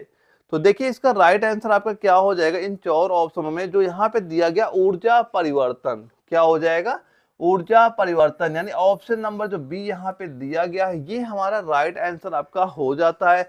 यानी रासायनिक अभिक्रिया में उत्पन्न होने वाली ऊर्जा की जो माप ऊर्जा परिवर्तन होती के रूप में किया जाता है, और यह आपका ऊष्मा, प्रकाश या अन्य रूपों में हो सकता है। ये कैसे, किन रूपों में हो सकता है, ये आपका ऊष्मा हो गया, प्रकाश हो गया, अन्य रूपों में आपका हो सकता है। राइट आंसर क्या हो जाएगा, ऑप्शन नंबर बी आपका बिल्कुल राइट आंसर यहाँ पे हो जाता है। तो दोस्तों सारे बच्चे आंसर काउंट जरूर करते चलना कि आपका स्कोर कितना पहुंच रहा है, क्योंकि सेम टू सेम ऐसे ही क्वेश्चन आपके पेपर में दिखेंगे वहां पे। अगर आप इनके आंसर नहीं दे पा रहे तो आपको और मेहनत करने की जरूरत है। वहां पे आपका पेपर इसी लेवल का वहां पे दिखाई पड़ेगा। और जो बच्चे बड़ी आसानी से, काफी बच्चे जो आंसर यहाँ पे दे पा रहे भाई, वो अपनी तैयारी पर इसे कंटिन्यू आप बनाए रखेगा, आपका बिल्कुल वहां पे एग्जाम क्वालिफाई हो जाएगा। अगले क्वेश्चन में क्या पूछा जा रहा है कि जो आपका पेरोक्साइड में कौन सा आयन पाया जाता है, कि जो आपका पेरोक्साइड में कौन सा आयन पाया जाता है, जो हमारा नागपुर जिडावर में क्वेश्चन पूछा गया था, और जो जिसके 4 ऑप्शन आपके दिए जा रहे हैं। तो पेरोक्साइड में कौन सा आयन आपका पाया जाता है, सारे बच्चे आंसर बताएंगे पेरोक्साइड में कौन सा आयन आपका पाया जाता है। तो यहाँ पे वैसे काफी बच्चों के आंसर डी आ रहे हैं। चलिए देखते हैं राइट आंसर क्या है। पहला हमारा क्या है, ऑक्साइड आयन, दूसरा हाइड्रोजन आयन, तीसरा पेरोक्साइड आयन, चौथा है कार्बोनेट आयन। दोस्तों यहाँ पे डी नहीं होगा, डी आपका बिल्कुल नहीं होगा। यहाँ पे क्या होगा, पेरोक्साइड आयन, क्या होगा, peroxide ion. Option number C आपका बिल्कुल राइट आंसर आपका हो जाता है।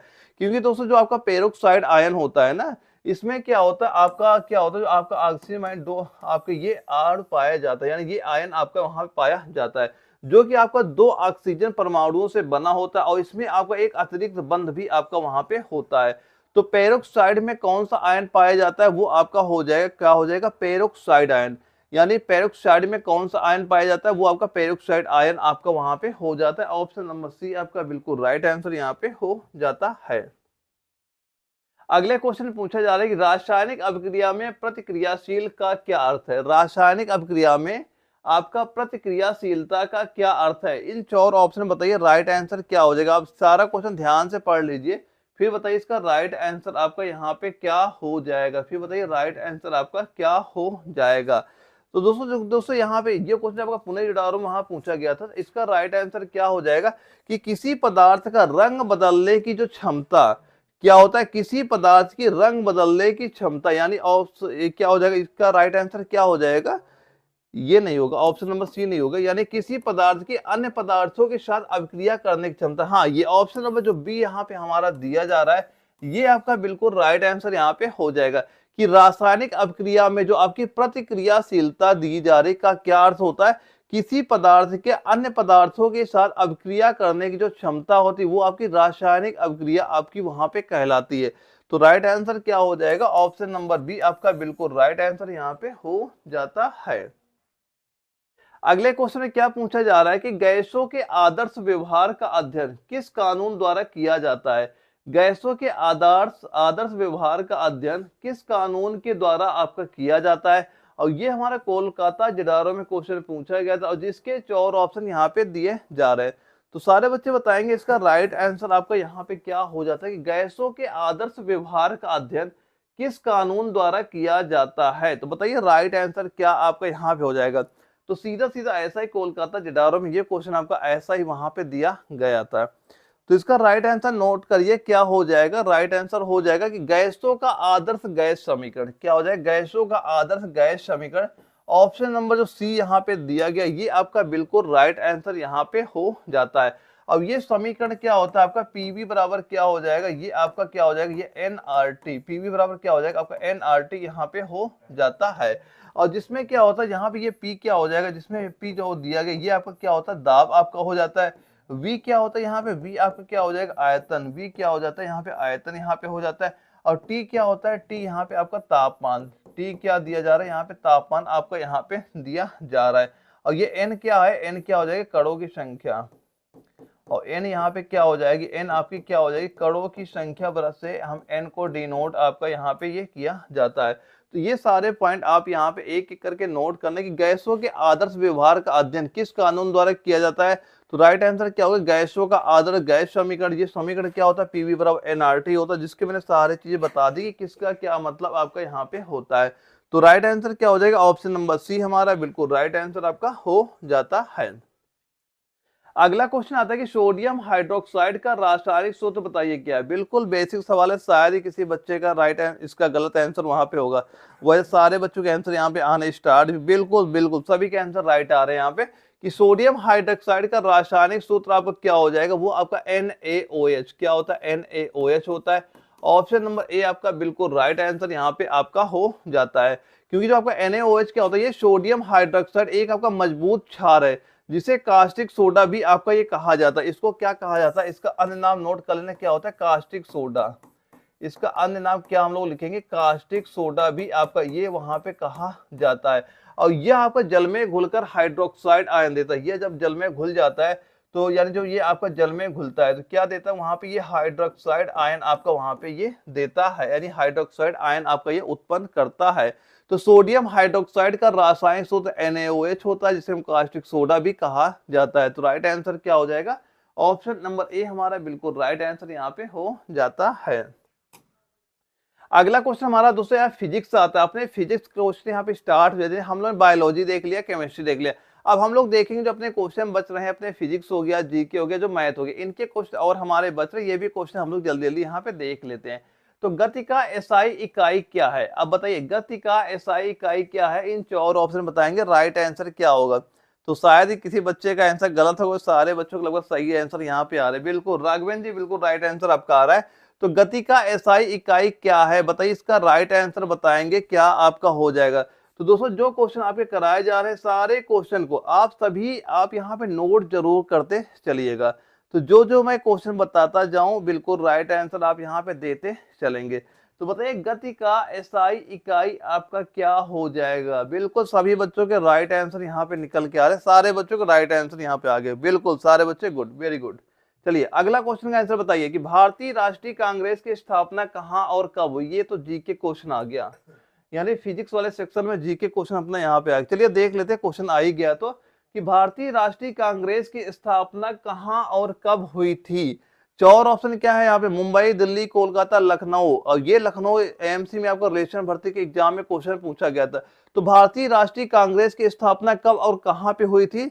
तो इसका राइट आंसर क्या हो जाएगा, वो हो जाएगा कोलकाता 1885। क्या हो जाएगा, कोलकाता 1885। ऑप्शन नंबर सी आपका बिल्कुल राइट आंसर यहाँ पे हो जाता है।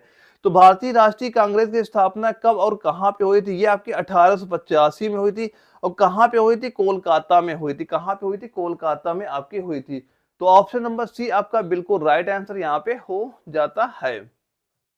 अगला क्वेश्चन आता है, इसमें पूछा जा रहा है कि एक पिंड का गुरुत्वाकर्षण और उसका द्रव्यमान के बीच संबंध क्या है। एक पिंड का गुरुत्वाकर्षण बल और उसके द्रव्यमान के बीच का संबंध क्या है। इन चार ऑप्शन में बताइए कि राइट आंसर यहाँ पे क्या हो जाएगा, कि एक पिंड का गुरुत्वाकर्षण बल और उसका द्रव्यमान के बीच में क्या संबंध है। इन चार ऑप्शन में बताइए राइट आंसर यहाँ पे क्या आपका हो जाएगा। तो इसमें संबंध क्या हो जाएगा, ये आपका हो जाएगा जो यहाँ पे ऑप्शन नंबर बी आपका दिया गया। क्या दिया गया, option number B. Right answer क्या हो जाएगा, ऑप्शन नंबर बी आपका बिल्कुल राइट आंसर हो जाएगा कि बल बराबर क्या होता है, द्रव्यमान गुणे गुरुत्वाकर्षण क्षेत्र। हमारा बिल्कुल राइट आंसर आपका यहाँ पे हो जाता है।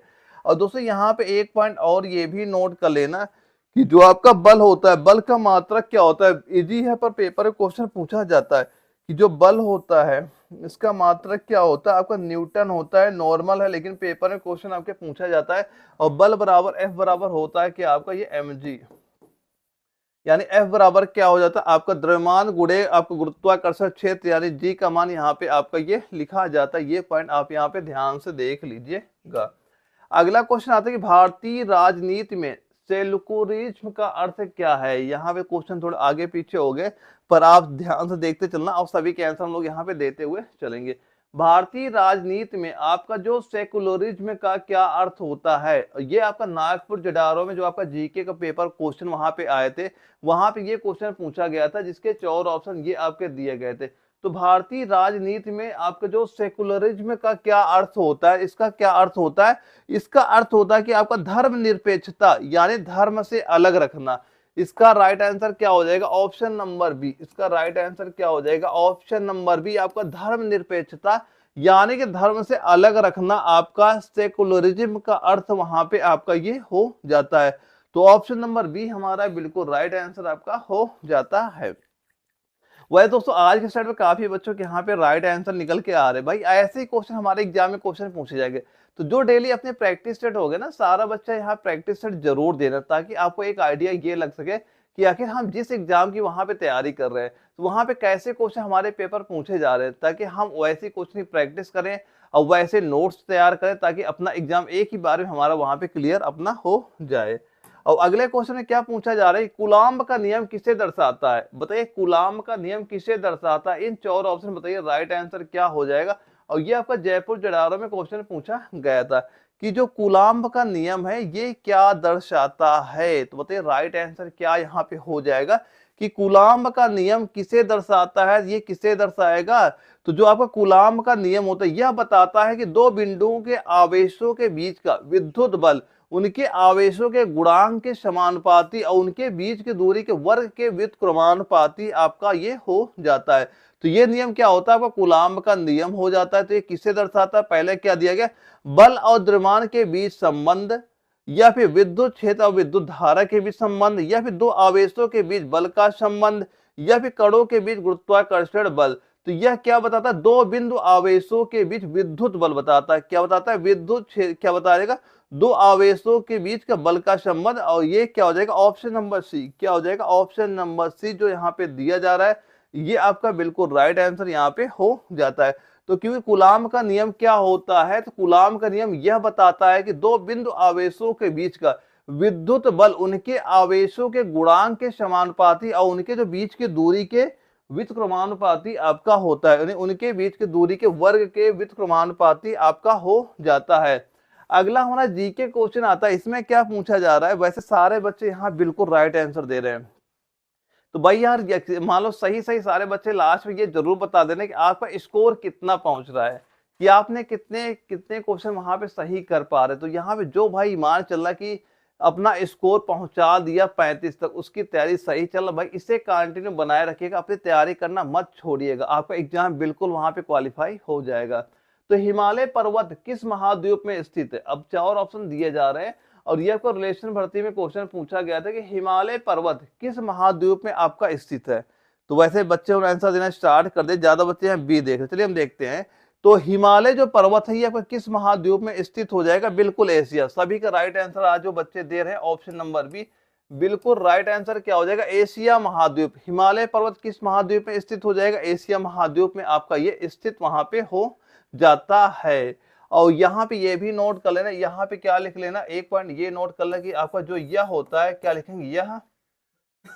यह आपका जो भारत, क्या लिखेंगे? भारत नेपाल, भारत नेपाल, और यहाँ पे लिखना भूटान, भारत नेपाल भूटान चीन और पाकिस्तान। क्या लिखेंगे? चीन और पाकिस्तान। और क्या लिखेंगे? चीन और पाकिस्तान। चीन और पाकिस्तान से होकर गुजरता है। और यह विश्व का सबसे ऊंचा पर्वत भी है, यानी हिमालय पर्वत होता है। यह विश्व का सबसे ऊंचा पर्वत श्रृंग भी आपका होता है। कभी अगर आपसे ये क्वेश्चन पूछा जाए कि सबसे ऊंचा पर्वत श्रृंग कौन सा है, तो हम लोग क्या बता देंगे? हिमालय पर्वत को आप बता देंगे।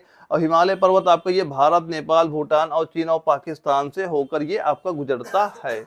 अगला क्वेश्चन आता है कि संविधान सभा का पहला अध्यक्ष कौन थे? अब बताइए, जो संविधान सभा थी उसके पहले अध्यक्ष कौन थे, ये हमसे यहाँ पूछा जा रहा है। तो संविधान सभा का पहला अध्यक्ष कौन हो जाएगा? और ये हमारा आपका जबलपुर जडारो में क्वेश्चन पूछा गया था, और जिसके 4 ऑप्शन हमारे ये दिए गए थे। तो संविधान सभा का पहला अध्यक्ष कौन हो जाएगा? तो वो डॉक्टर राजेंद्र प्रसाद। कौन हो जाएंगे? Doctor Rajendra Prasad. Option number A आपका बिल्कुल राइट आंसर यहाँ पे हो जाता है। और इन्होंने कब नेतृत्व किया था? इन्होंने आप 1946 में, कब नेतृत्व किया था? 1946 में नेतृत्व किया था।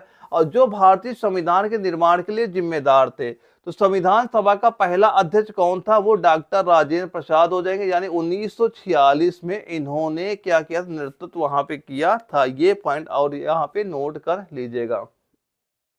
अगला क्वेश्चन आता है, किस नदी यानी किस सदी में भारतीय स्वतंत्रता संग्राम का प्रारंभ हुआ? अब ये बताइए, किस सदी में भारतीय स्वतंत्रता संग्राम का प्रारंभ हुआ था? जिसके 4 ऑप्शन यहाँ पे दिए जा रहे हैं। और ये आपका कोलकाता जडारो में क्वेश्चन पूछा भी गया था। तो इसका बताएंगे सारे बच्चे, राइट आंसर यहाँ पे क्या हो जाएगा? तो किस सदी में भारतीय स्वतंत्रता संग्राम का प्रारंभ हुआ था? किस सदी में हो जाएगा? ये आपका हो जाएगा 19वीं सदी। किस सदी में होगा? 19वीं सदी। ऑप्शन नंबर सी आपका बिल्कुल राइट आंसर यहाँ पे हो जाएगा। और इसमें विशेषकर आपको ये पता होना चाहिए, जो आपका 1857, वैसे विशेषकर आपको 1857 के प्रथम स्वतंत्रता संग्राम के साथ ही आपका हो गया था। लेकिन अगर पूछा जाता है किस सदी में भारतीय स्वतंत्रता संग्राम का प्रारंभ हुआ था, तो आप यहाँ पे 19वीं सदी आप यहाँ पे क्या लिखें? 19वीं सदी आप यहाँ पे नोट कर देंगे। ये पॉइंट ना लिखिएगा, अब क्योंकि जो कोलकाता जडारो में क्वेश्चन आपका ये पूछा गया, तो वहां पे आपका 19वीं सदी ही आपका राइट आंसर वहां पे दिया गया था। तो किस सदी में भारतीय स्वतंत्रता संग्राम का प्रारंभ हो गया था, हम क्या बताएंगे? 19वीं सदी आप यहाँ पे बता देंगे। अगला क्वेश्चन आता है कि भारतीय रिजर्व बैंक की स्थापना कब हुई थी? कि भारतीय रिजर्व बैंक की स्थापना कब हुई थी? और ये 4 ऑप्शन यहाँ पे दिए जा रहे हैं। और ये आपका शिलोंग जडारो में क्वेश्चन आपका पूछा गया था। तो भारतीय रिजर्व बैंक की स्थापना कब हुई थी, हम लोग कब बताएंगे इसकी स्थापना हुई थी? ये हुई थी आपके 1935 में। कब हुई थी? ऑप्शन ए आपका बिल्कुल राइट आंसर यहाँ पे हो जाएगा। तो भारतीय रिजर्व बैंक की स्थापना कब हुई थी? ये आपकी 1935, यानी कब हुई थी? ये आपकी 1 अप्रैल, कब हुई थी? ये हुई थी 1 अप्रैल 1935 में इसकी स्थापना हुई थी। और यह भारत का वो केंद्रीय बैंक है जो कि मौद्रिक नीति और मुद्रा और वित्तीय प्रणाली की देख रेख आपका करता है। कौन देख रेख करता है? भारतीय रिजर्व बैंक यानी आरबीआई करता है। इसकी स्थापना कब हुई थी? 1 अप्रैल 1935 की इसकी स्थापना वहां पे हुई थी। अगला क्वेश्चन आता है कि माउंट एवरेस्ट की ऊंचाई कितनी है? अब बताइए, जो माउंट एवरेस्ट है इसकी ऊंचाई कितनी है? अभी हमें इसका राइट आंसर बताइए, माउंट एवरेस्ट की ऊंचाई कितनी है? और आपको ये नागपुर जडारो में क्वेश्चन पूछा गया था। तो जो आपका माउंट एवरेस्ट है, तो वैसे हाँ बिल्कुल बिल्कुल ऑप्शन, हाँ काफी बच्चों का राइट आंसर आ रहा है, बिल्कुल सभी के राइट आंसर है। तो इसका राइट आंसर क्या नोट कर लेंगे? माउंट एवरेस्ट की ऊंचाई कितनी आपकी हो जाएगी? तो ये आपकी हो जाएगी 8,848 मीटर। कितनी हो जाएगी? 8,848 मीटर। ऑप्शन नंबर ए आपका बिल्कुल राइट आंसर आपका हो जाता है। और ये आपकी जो माउंट एवरेस्ट होते हैं, ये आपकी पृथ्वी की सबसे ऊंची चोटी भी आपकी हो जाती है। और ये आपकी हिमालय पर्वत श्रृंखला में स्थित है। ये कहाँ पे स्थित हो जाएगी? ये आपकी हिमालय पर्वत श्रृंखला में आपकी ये स्थित वहां पे हो जाती है। चलिए अगला क्वेश्चन आता है, जो कि आपके कोलकाता जडारो में पूछा गया था कि मंगल ग्रह की खोज किसने की थी? अब ये बताइए इन चार ऑप्शन में राइट आंसर क्या हो जाएगा कि मंगल ग्रह की खोज किसने की थी।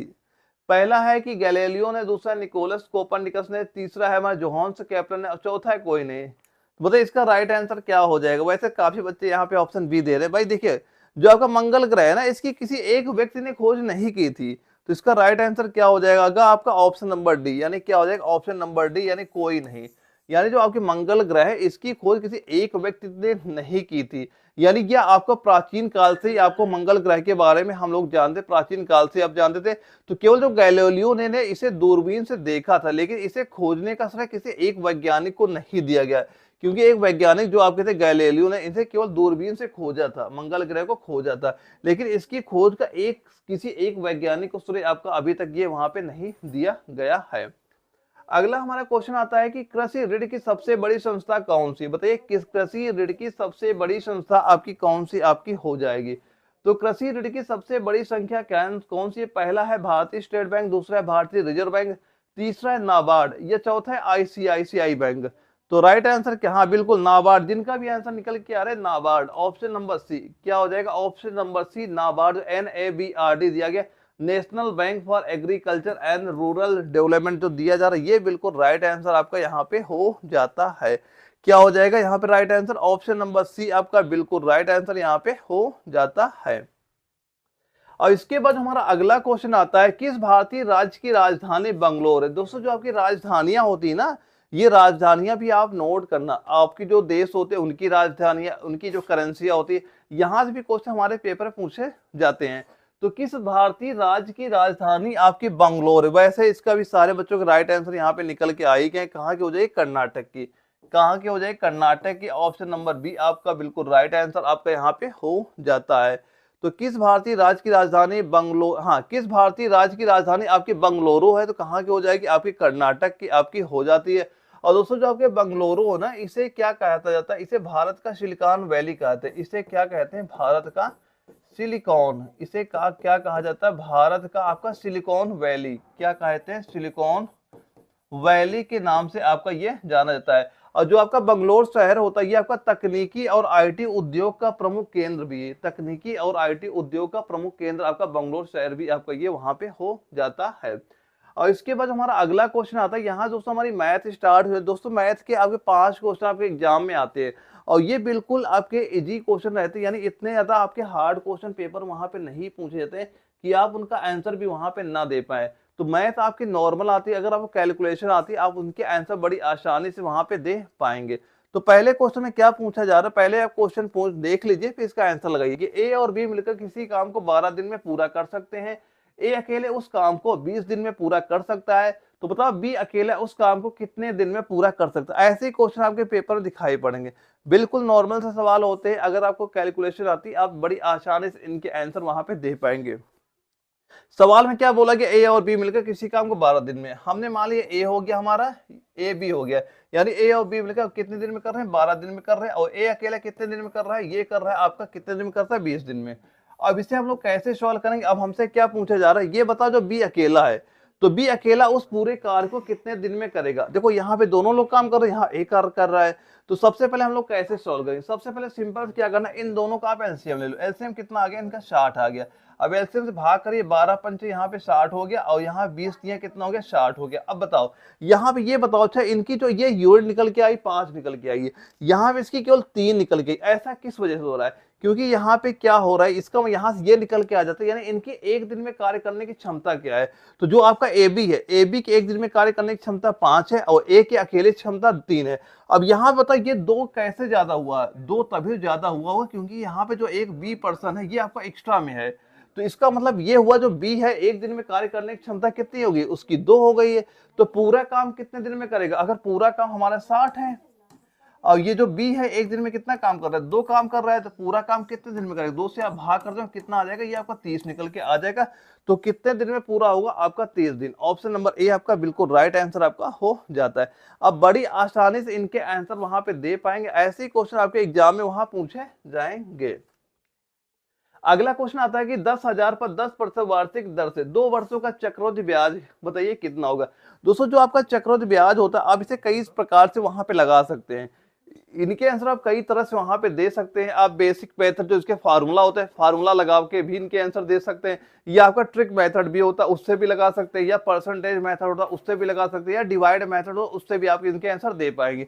दोस्तों यहाँ पे क्या 10% लिखा है, यहाँ पे क्या लिखा है 10%, यहाँ परसेंट हटाएंगे तो क्या लिख सकते हैं इसे हम, इसे 100 लिख सकते हैं। मतलब क्या हुआ इसका 1/10, यानी इस 0 0 काट देंगे 1/10 हो गया। यानी इसका मतलब क्या हुआ, यानी 10 में 1 की वृद्धि हो रही है। यानी कि अगर हम मान 2 वर्ष दिया गया, कितने वर्ष की बात की 2 वर्ष, तो पहले वर्ष मान लो ये राशि होगी 10 से 11, 10 में 1 बढ़ के 11, दूसरे वर्ष में क्या हो जाएगी फिर ये 10 से 11 होगी। अब देखो यहाँ पे, अब इसको गुणा करिए, कितना हो जाएगा, ये आपको मान लो 100 हो गया, इसका गुणा किया हमने कितना, ये आपका 121 हो गया। कितनी राशि बढ़ गई, यहाँ पे 21 रुपए बढ़ गया। यही 21 हमारे क्या हो गया, चक्रवृद्धि ब्याज आपको यहाँ पे हो जाता है। लेकिन देखो यहाँ पे जो आपका निकल के आया, ये आपका मूलधन था, ये मूलधन था, कैपिटल ये हमारा क्या था, मूलधन था। और ये क्या हमारा टोटल अमाउंट है, मूलधन भी है, इसमें चक्रवृद्धि ब्याज भी हमारा ऐड हुआ है। और ये हमारा क्या, केवल यहाँ पे ये चक्रवृद्धि ब्याज आपका होता है। लेकिन सवाल में क्या दिया गया, मूलधन यहाँ से हमारा 100 रुपए निकल के आ रहा है, लेकिन सवाल में क्या दिया गया है, मूलधन हमारा कितना है 10,000। यानी कि अगर आपको ये 100 बराबर किसके बराबर दिया गया, ये अगर आपका 10,000 के बराबर है तो कितने गुना है आपका, ये आपका कितने गुना, 100 गुना है। ये कितने गुना है हमारा, 100 गुना आपका है। तो सिंपल इस 121 को भी आप 100 गुना कर दो, तो इस एक यानी कि हमें इसका निकालना है, क्या पूछा गया, तो चक्रवृद्धि ब्याज। तो ये जो आपका 21 निकाला, इसका भी आप सिंपल से क्या कर दो, 100 गुना यहाँ पे कर दोगे तो कितना आपका आ जाएगा, ये आपका 21 निकल के आ जाएगा। यही हमारा क्या हो जाएगा, चक्रवृद्धि ब्याज आपका हो जाएगा। ये क्या हो जाएगा आपका, चक्रवृद्धि ब्याज यहाँ से हमारा हो जाएगा। यानी ऑप्शन नंबर ए आपका बिल्कुल राइट आंसर यहाँ पे हो जाता है। मैथ आपके बिल्कुल नॉर्मल है, अगर आपकी कैलकुलेशन आती है आप सभी आंसर बड़ी आसानी से वहां पे दे पाएंगे। अगला क्वेश्चन आता है कि त्रिज्या 7 सेंटीमीटर वाले गोले का आयतन ज्ञात करिए। तो गोले का आयतन पूछा जा रहा है। गोले के आयतन का फार्मूला क्या होता है आपका, 4/3 पाई आर की घात 3। बस सारे मान यहाँ पे आप रख देंगे, आपका आंसर निकल के आ जाएगा। यानी कैसे निकालेंगे, 4/3 कर देंगे, और पाई का मान कितना रखेंगे, अब 22/7 रख देंगे, और त्रिज्या कितनी दी गई 7 सेंटीमीटर। तो यहाँ पे क्या करेंगे, 7 का आप क्यूब कर देंगे, इसे खोलेंगे कितना आपका होगा 4/3 गुड़े आप यहाँ पे करेंगे 22/7 गुड़े ये क्या करेंगे 7 गुड़े 7 गुड़े 7, एक साथ से 7 कर जाएगा, गुड़ा कर इसे सॉल्व कर लीजिए, यहाँ से आपका आंसर निकल के आ जाएगा। बस आपको कैलकुलेशन पता होनी चाहिए, अगर आपको कैलकुलेशन आती है आप सभी आंसर बड़ी आसानी से वहां पे आप दे पाएंगे। और इसके बाद हम लोग देखते हैं हमारा अगला क्वेश्चन आता है। इसमें पूछा जा रहा है कि एक दुकानदार 600 पर सामान बेचकर 20% का लाभ कमाता है, तो लागत मूल्य क्या है। देखो दोस्तों यहाँ पे क्या है 20% का लाभ, यानी जो परसेंटेज की बात हो, टोटल परसेंटेज होता है कितना हमारा 100% वहां पे होता है। अब इसमें अगर 20% लाभ कमाया होगा तो परसेंटेज कितना रहा होगा, 120% रहा होगा। तो यही तो दिया गया, यानी 600 पर बेचकर 120% का लाभ या 20% लाभ कमाता है, तो ये आपका 120 बराबर तो दिया गया। पूछा क्या जा रहा, लागत मूल्य। लागत मूल्य हमेशा क्या होती है आपकी 100% होती है, लागत मूल्य क्या होती है हमेशा 100% होती है। तो क्या दिया गया, यानी 120 बराबर कितना हमें दिया गया, ये दिया गया 600 के बराबर। तो एक बराबर क्या हो जाएगा, एक बराबर हो जाएगा हमारा 600 बटे आपका 120 हो जाएगा। मान किसका निकालना है, लागत मूल्य का, यानी 100 का मान निकालना है। तो 100 बराबर कितना हो जाएगा, ये हमारा 600 बटे 120, और गुड़े क्या कर दोगे यहाँ पे 100 आप कर दोगे, इसे सॉल्व करें, 0 0 काट दिए, 12×5 60 हो गया। और यहाँ पे कितना होगा, इससे कैलकुलेशन करेंगे कितना हो जाएगा आपका 500 रुपए यहाँ पे निकल के आ जाएगा। तो लागत मूल्य कितना हो जाएगा आपका 500 हो जाएगा। यानी ऑप्शन नंबर जो ए आपका दिया गया है ये हमारा बिल्कुल राइट आंसर आपका यहाँ पे हो जाता है। तो राइट आंसर क्या हो जाएगा, ऑप्शन नंबर ए आपका बिल्कुल राइट आंसर यहाँ पे हो जाता है। अगला क्वेश्चन आता है कि एक घन का प्रत्येक भुजा 7 सेंटीमीटर है, तो घन का संपूर्ण पृष्ठीय क्षेत्रफल क्या होगा। दोस्तों इसमें क्या होता है ना, आपको फार्मूले याद होने चाहिए। अगर आपको फार्मूले पता होंगे आप इनके आंसर बड़ी आसानी से वहां पे दे पाएंगे। तो यहाँ पे क्या दिया गया, घन का संपूर्ण पृष्ठीय क्षेत्रफल, इसका क्षेत्रफल क्या होता है, ये आपका होता है 6a² होता है। और यहाँ भुजा क्या दी गई है, वो दी गई 7 सेंटीमीटर। बस सारे मान रखिए, क्या हो जाएगा 6 गुणे a², यानी भुजा कितनी 7, तो 7 का क्या हो जाएगा, ये आपका स्क्वायर यहाँ पे हो जाएगा, यानी 6 गुणे आप कितना करेंगे, ये आपका 49 हो जाएगा। इसे गुणा करेंगे कितना आएगा, ये आपका 343 आपका यहाँ पे हो जाता है। तो राइट आंसर क्या हो जाएगा, ऑप्शन नंबर जो बी यहाँ पे आपका दिया गया है ये हमारा बिल्कुल राइट आंसर यहाँ पे हो जाता है। तो दोस्तों यहाँ से क्या हुआ, हम लोगों ने सारे क्वेश्चन एक एक करके सारे यहाँ पे देख लिए। और दोस्तों अब ये जरूर बताना कि आपका स्कोर यहाँ पे कितना पहुंचा है। और जो भाई कंप्लीट नोट्स लेना चाह रहे हैं तो स्क्रीन जो व्हाट्सएप नंबर शो कर रहा है इस पे आप नोट्स लिख के मैसेज कर दीजिए। अब मैं यहाँ पे आप कंप्लीट नोट्स अभी प्रोवाइड करा दूंगा। जो जो टाइम आपके पास अभी बच रहा है, ये कंप्लीट नोट्स आप तैयार करिए। आपके एग्जाम में बिल्कुल वहां से क्वेश्चन आपको देखने को मिल जाएंगे। और जो बच्चे मान पहली बार नर्सिंग एग्जाम की तैयारी कर रहे हैं, तो अपना जो बैच है वो एप्लीकेशन में ऑलरेडी स्टार्ट है, उसे ज्वाइन करिए, अभी से तैयारी करना स्टार्ट करिए, ताकि आपका एग्जाम 100% वहां पे क्वालिफाई हो पाए। और जो मैंने कंप्लीट नोट्स प्रोवाइड करा रखे, अगर आप एक बार ये भी तैयार कर लेते, अब जब भी एग्जाम वहां पे देने जाएंगे, ऐसे ही क्वेश्चन आपके पेपर वहां पे सारे सारे आपको देखने को मिल जाएंगे। तो ओके दोस्तों, हम लोग मिलेंगे कल एक अगली क्लास में, इसी समय हम लोग अगला प्रैक्टिस सेट यहाँ पे डिस्कस करते हुए दिखेंगे। ओके दोस्तों, मिलते हैं एक अगली वीडियो में।